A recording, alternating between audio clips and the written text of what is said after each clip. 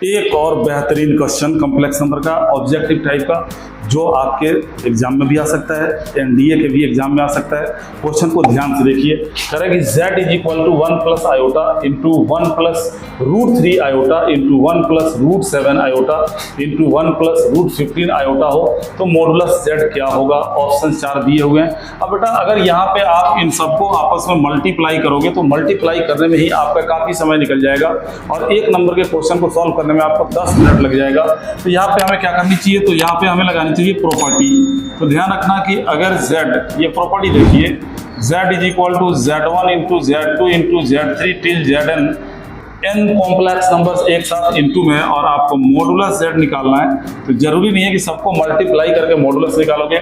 आप modulus z1 modulus z2 modulus z3 dash dash up to modulus zn लिख सकते हैं।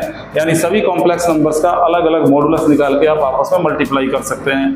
तो यहाँ जब हम मॉडुलस निकालेंगे, मॉडुलस ऑफ z तो क्या लिखेंगे, modulus of 1 plus iota, modulus of 1 plus root 3 iota, modulus of 1 plus root 7 iota and modulus of 1 plus root 15 iota.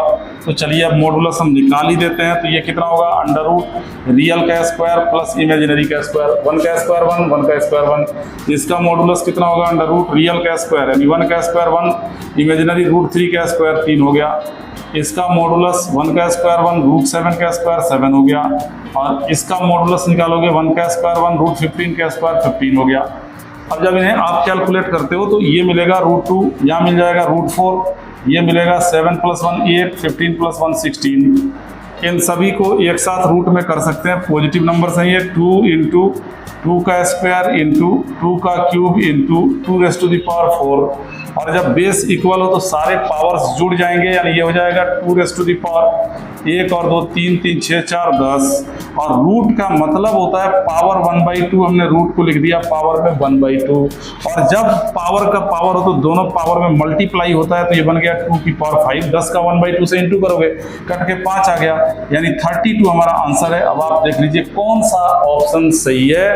तो 32 यानी ऑप्शन सी सही है, यानी आप यहाँ आंसर देंगे कि सी हमारा आंसर होगा। इस टाइप के क्वेश्चन आपके एग्जाम में आ सकते हैं बच्चों, ध्यान रखें, प्रॉपर्टी का यूज करें।